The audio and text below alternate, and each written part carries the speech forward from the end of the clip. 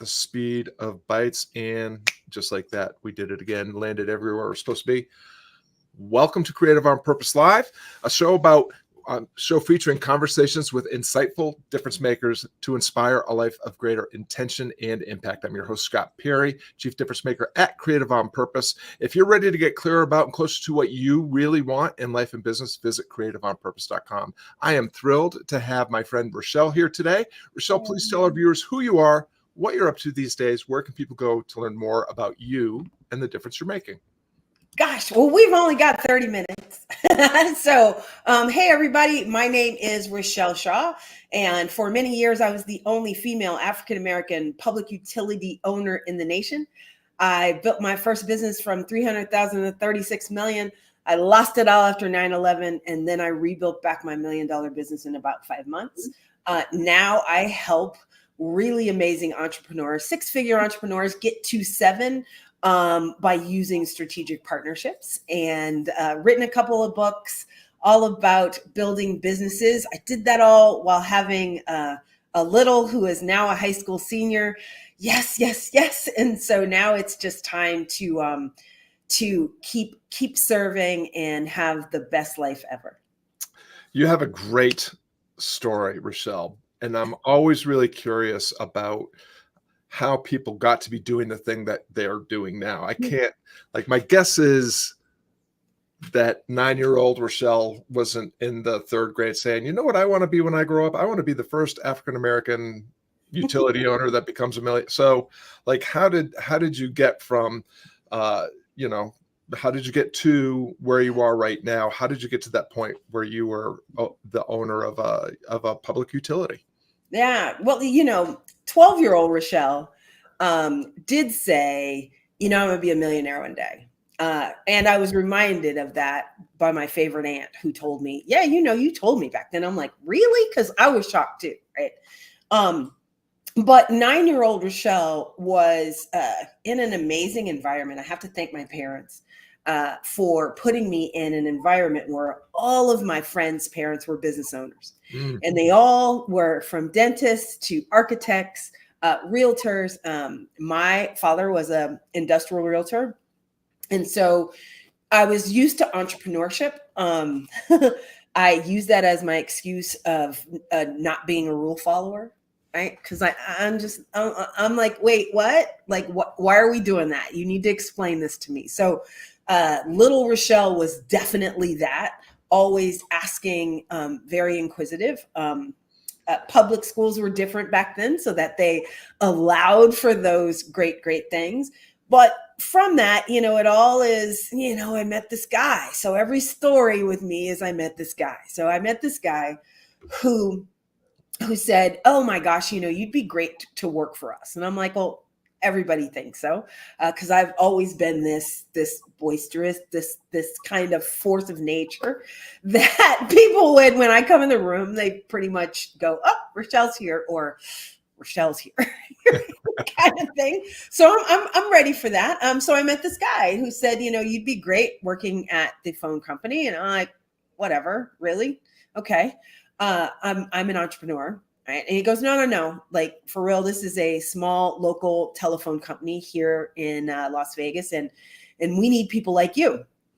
And so at the time I was dating 3 men in 3 different states, as it's highly reported in USA Today. They always take that story, which is always fun. And I had this high phone bill, and I said, okay, let's try it for a while. And the first month, my phone bill went from $300 to $59. Second month, it went to $49. And I said, okay, I'm hooked. What do I need to do? So I became a salesperson for them. I was promoted 4 times in 5 years, became executive vice president. And my boss was looking for a way out. I read this book called Why Do All the White Guys Get to Have All the Fun by Reginald L. Lewis. And on a plane where I was going to speak at an event about all of the success I was having. So here I am, 27, saying, maybe I can buy it. So I went to my boss and I was like, hey, what if I bought it from you? And he started laughing. And then he went, well, wait, what? Are you serious? And I go, yeah. you know, and then he went through all this thing. Well, you're a woman, you're black, you can get money. So yeah, let's send you over to the SBA, see if we can get some money. I had all the 4 C's that I needed. I had the credit, I had the background, I had everything except for the collateral. I had this little tiny house. I didn't have a really big house. And they said no. And they told me that I would not be able to compete with AT&T. And so I was like, oh, okay. So we had to work out something different, and we did a leveraged buyout, and I bought the assets, and he went away with all of his debt, which was much better for me. But I got to be, at that point, the only female African-American public utility owner in the nation. So it wasn't about being in the telephone business or even owning a phone company. It was more about, I wanted to be an owner. I love being in charge. And especially 27, 28-year-old Richelle really, really loved telling people what to do. That's amazing. It's interesting. I mean, just a little synchronicity. My father worked for AT&T all of his adult life after he got out of the Army. So I have a little bit of a sense of at least the competition. Back in those days, it was called Ma Bell because it really was the only game in town. So, sure. But what's interesting to me about what you just shared is it sounds like you had a very clear sense of who you were and what game you wanted to play from a fairly young age. And that, while that might be typical for most entrepreneurs, it's not typical across the average population. So for anyone that's watching that that is looking to, like, maybe I want to start my own business, get my own kind of thing going, what would you tell someone that doesn't have that kind of intuitive, instinctual set of skills or resources? What are the things that you leveraged that helped you very easily move through this journey into becoming an entrepreneur and an owner of a public utility? Well, let's be honest. It was not easy, right? So even moving into it, all of the skills that I had developed from working, from selling to building the company, I did it kind of with a parachute, right? And so one of the things I always tell people is it's easy to be fearless with other people's money, right? So it was really easy when it wasn't my money on the line. And it was easy to build this company without having to worry about how I was going to fund my retirement, my kids' college, any of those things. So the question that you asked me is if you are thinking about being an entrepreneur, I would definitely say the number one skill that you need to know how to do is sell. You need to know how to convey what you do and sell it in a way that people understand, right? I learned very, very quickly at the telephone business that it wasn't about people's how much they were paying. They really wanted to know, that they weren't overpaying, right? They felt that without a choice, and with only having Ma Bell, which I came up right before diversity, right? Before they did divestiture and made it no longer a monopoly. So that I was there right when it happened. And then when it happened, it was like, okay, let's get after it. And so most people just felt like they were being snookered, which was the truth, right? They were being snookered. They were overpaying for a lot of the stuff. I don't know if you remember, but my gray hair kind of tells it all, is, hey, we had to wait till Sunday to call our grandma. Yeah. We had to wait till after 7:00 to call. Rates fluctuated based on time of day, based on distance. One of the things that I was able to pioneer in this industry is flat rate billing, that's what they have now. They just say, hey, you can do unlimited, call whoever you want, and you'll be great. And how I even came up with that was solving a problem. I didn't want to have to pay for a new billing system. The billing system was $250,000.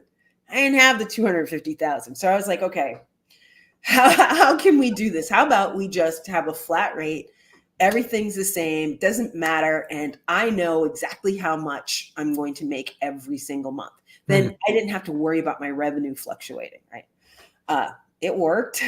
Who knew it would take off the way that it did? And even after, running the business and what I truly help people with now, right?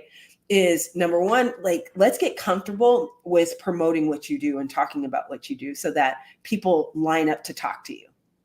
And then number two, making sure that you are servicing them in a way that really takes care of what they need, right? So one of our biggest features that set us apart from everybody was the fact that we controlled the switch. So when you dialed long distance, we had another little beep that came up, and it would allow you to customize your bill. So we went to every law firm that we could find and said, hey, are you having problems billing your clients for the time that you're on the phone? How are you doing that? Most of them were doing it manually, right? Hmm. So we said, how about if we give you 2-digit codes and you assign them to each of your clients? And then once your bill comes in, you can look at the bill and it breaks it all down so that you know exactly how much Mrs. Lewis's call cost, right? And how much time that you can bill her. And at that point, it just went bananas, just bananas. Like every law firm went, absolutely, how can we do this, right? But that was just figuring out what exactly they want.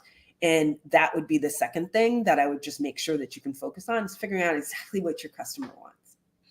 Yeah, well, I love that you began with, you have to be good at selling things, but you didn't like, you're not talking about like how to trick people out of their money or how to create a no-brainer offer. It was like, basically, be a really good human being that is trying to serve the needs of other human beings.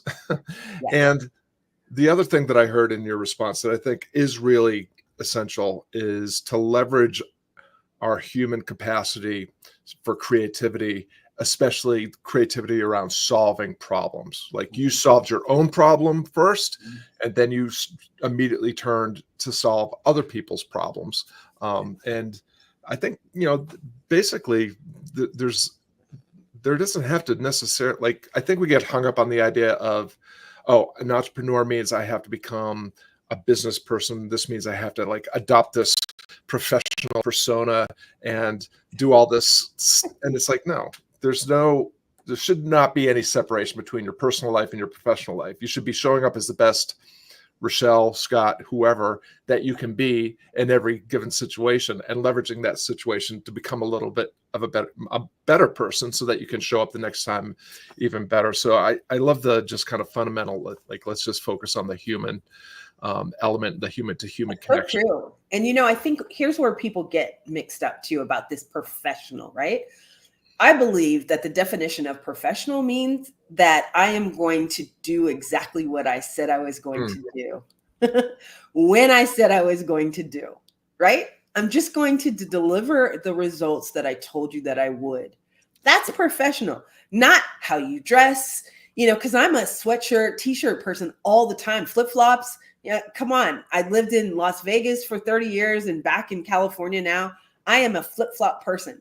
So if you expect me to be all fancy and in a suit that doesn't fit, that's not me. That's not me. And you know, uh, it drove my mother bananas. Right? She would just be like, "Oh my gosh, my kid, what is this? What is this? You don't look like." I know. I don't want to look like them. Right. So yes, I have always been a rebel. I've always been a, why do I have to? If you can prove to me that me dressing a certain way is going to make me more money, then I might. But sometimes it's not about making more money for me, right? So even my boss at the telephone company bought my first suit. Like he sent me to, well, he did not my first one. Okay, let's tell the lie straight. Okay. He was the one who said, all right, Richelle, we've got this big meeting. You cannot, here, gave me his credit card. I went to Macy's. I got this little suit that was so uncomfortable. And I just sat there the whole time and looked at him. We were in a big lawsuit, and so he wanted to have it a certain way. But at the end of the day, if you see me on the street, you see me looking pretty much just like this. Yeah. I couldn't agree with you more. My wife fusses at me sometimes because I'll show up on a client call in my sweatshirt, my pajama bottoms are still on, right? And but what I've noticed is like my clients, then it's a signal like you can just show up, because we're not here to impress each other with our wardrobe. We're here to get to work and make some change for the better happen. So Yes. I totally agree. I think we get too hung up. I call it the identity trap. Sometimes we have like these ideas of what a successful person looks like, or whatever, like identity is really important. Obviously, if you're identifying in a certain way, especially around an identity that has historically been mistreated, identity is really important. But if you cling too hard, too tightly to any kind of identity, you're putting yourself in a box and it's really hard to navigate in a way that's going to get you what you want with less risk, with less effort, in less time. So I really appreciate that. I wanted to skip ahead a little bit to, Sure. You overcame some obstacles to buy this business and then run a very successful business. But you said that you also ran into some difficulties right around or after 9/11. And if you don't mind sharing a little bit about that, I think it's always interesting for people to hear, how a successful person deals with adversity, especially it sounds like, a pretty significant challenge. Sure. And really young, right? So, it was rough. It was really rough. 9/11, I remember the morning. Well, I'll back up. So one of the things that we do every September is Labor Day. My grandmother would have a picnic, and I would always go to the picnic in Southern California, right? And so my grandmother had 10 children. So we would all get together. I have a huge family, 156 cousins. My mother is the youngest girl, and I'm the youngest girl of the youngest girl. And then I had a youngest girl. So now it's just great. So I really wanted to go, but I knew I needed to send the bills out. And I decided not to because I wanted to go. Yeah. Hindsight is 2020. So I decided to go to the event. Had a great time. Yay, that's great. And then we came back and we got the bills done and we sent them out. Then I remembered 6:30 in the morning and the news is on and I could see the planes run into the World Trade Center. And you go, wait a minute. Did I just see what I thought I saw? Like, it's just so unbelievable. Kind of like COVID, right? Like when things shut down, like you just go, who would have thought this could ever happen to this business? So one of the things about the long distance telephone game is when your phone is activated, the call records start generating. It takes the host company from the switch 30 days to get those calls to me. It takes me 30 days to process those calls. And then it takes another 30 days to get the bill to you. Okay. Then you've got 15 to 30 days to pay it. So when we start adding those up, my exposure is 4 months, 120 days that I'm out before I'm getting a payment. So now in the beginning, you just have to hold your breath for the 4 months and then the bills start coming in and then you're always paying, in arrears until there's a hiccup. So overnight I owed $4 million and you go, oh my gosh, what am I going to do? And it was just, there was no recovering.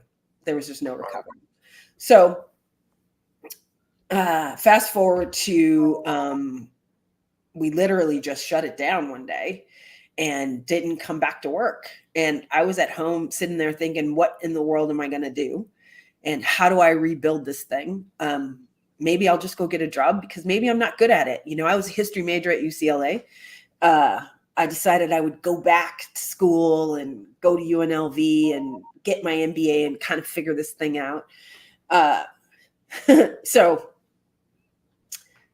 fast forward to, I'm looking for a job. I created a resume, and I was reading that it takes 1 month for every $10,000 of revenue to find a new job. So I said, well, of income, right? Of your salary. So I was looking for a salary of 200,000 because that's how much I was making before I bought the company. And I'm like, well, that's 20 months. I don't have 20 months. I also have this baby. So, you know, what am I going to do? Well, you know, the baby wasn't, I was trying. And in a new relationship, and really decided that, okay, now maybe I should try to start this up again. So I went to my friends that I had made in the industry. Hey, can you give me a carrier bill? Hey, you know, can you do this? Can you do this? Can I go inside of your office?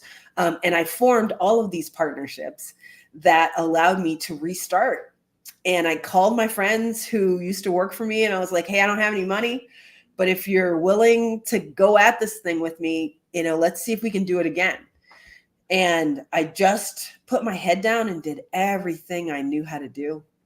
And here we are back in September again, my favorite month. And I looked and I asked Quicken, which is not QuickBooks, right? It was the one before that, right? Just the general one.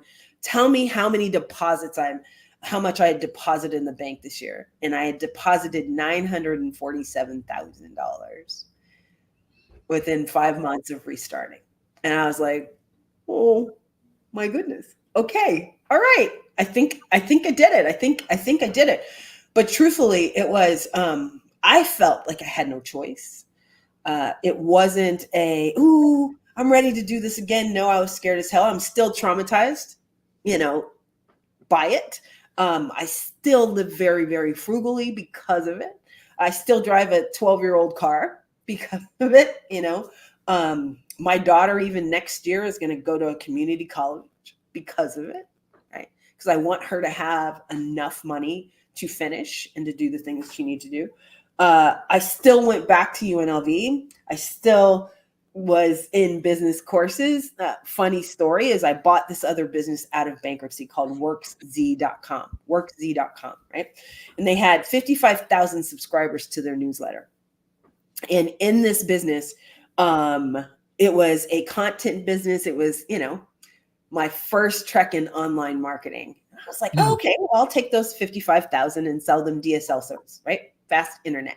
This will be easy. It'll be fun. This is perfect. Yeah, that's not what happened. However, while I was at UNLV, I'm in this business class, and I get the book, the textbook, and I flip to the pages of the internet because it's 2007, 2006. And I'm looking, and they said the best place to put your business online is a website called workz.com. I'm like, wait a minute, I own this. So here in the textbook is a company that I own, and I'm paying them to. Okay, so I dropped out of school at that point and said, think I kind of know what I'm doing, and just went back to the library and kept reading more and more books and kept testing and kept trying. And yeah, here we are 30 years later. Oh, really incredible. I love just the story. I mean, at the heart of that is resilience, but also like that reminder, like black swan events happen. We've all experienced one, you know, very, very recently. And you can, of course you can build systems and you can do everything that you can do, but sometimes black swans just do what black swans do, and they take things into directions that you can't possibly imagine. So that part is really powerful, that you were able to come back and start over. But I also love like all this book learning, knowledge gathering I'm doing, isn't that actually helping me? Like I know enough. And I think that's a really important thing for anyone that's considering, freelancing, starting a business, whatever. You actually, if you just leverage the assets that you already have in terms of knowledge, experience, personality, attitude, work ethic, and all that, you can build something as you go, and it will be much bigger, stronger, and better, and reflective of you and the unique difference that only you can make in the world than anything that's going to come from trying to model something on a template that you learned, in an MBA program. So super, super powerful. As we're coming to the end of our time together, Richelle, I always like to kind of close with, for the people that are tuning in, they are people that are creatives, freelancers, solopreneurs, and they are interested in doing something akin to what you have done. What final piece of advice, is there a particular quote, a practice, or just a piece of advice that you would give them to help them take the next step that they need to take in their journey to become thriving difference makers? Oh gosh. Well, we always say, find somebody that's creative like you. So find a guy like Scott that can help you navigate this thing. My best friend in the world is she was a performer all over the world, and I danced for 12 years and always thought that I would be in Hollywood, right? And so the one thing that she taught me is, she goes, Richelle, it's never the steps that you learn that makes dance beautiful, right? It is your movement in between the steps that makes the real beauty. And that's the same thing with business. It's not the tool, the tactic, the strategy. It's not that. It's how you move between them effortlessly, so that you take your client from prospect to paying you through those steps, so that they understand why they're there and they can move effortlessly through it with you. So that's what I just love. That's what I loved from being around creative people. I love her with all my heart, right? And I love to see her dance. Like when I watch, even her feet are just beautiful. And it just is amazing to me, just the rhythm, the pace, sometimes she's behind the beat and sometimes she's ahead of the beat to make the dance just beautiful. And I think that that's what happens with this business thing when it's right? It becomes beautiful, and it is our ability to recover. I would watch her teach her class, because my daughter danced with her, and Devin would be falling out of a turn, and she would say, here's your problem, is that you haven't leaned forward on that back foot, right? Lean forward while you take that turn, and instantly she would complete the turn and land perfectly. Yeah. And that's what someone like you, like Scott, does for you creatives out there, is that he knows where it's going to break, right?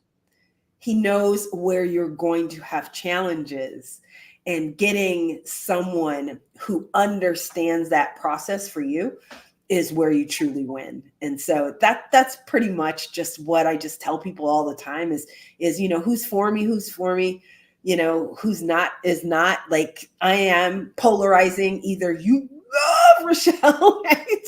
Or you don't. And that's okay. And I love that fact, because now I know where to kind of put you in my audience, if I put you up front or if I put you in the back. Really, really love that, and appreciate all the kind words. Yes. Learning how to see around the corner is really, really important. And you can't do that out of the gate. So always good to find a friend, mentor, coach, what have you. Richelle, this has been really, really a super profound wisdom bombs being dropped here, and just love to learn more about your story. Every time we collide, I feel like I get another piece that just makes me admire you and be inspired by you all the more. So thank you very much for your time. I want to thank everyone that's tuning in for your time. We appreciate the gift of your time and attention, and we hope that you will take some of the things that Richelle has said and apply them to your journey to become make a better living while you make a bigger difference in whatever difference that you're trying to make in the world. If you are tuning in on a live broadcast and you want to leave a like, a comment, a question, always happy to get back to you wherever you're watching this broadcast. If you're listening as a podcast, please give us a 5-star rating and a review. It really helps more of the right people collide with these conversations. And now take the insight and inspiration that Richelle has just shared and go fly a little bit higher in whatever endeavor you seek to succeed in. And Richelle, thank you so much for the gift of your time and attention today. Oh, thank you.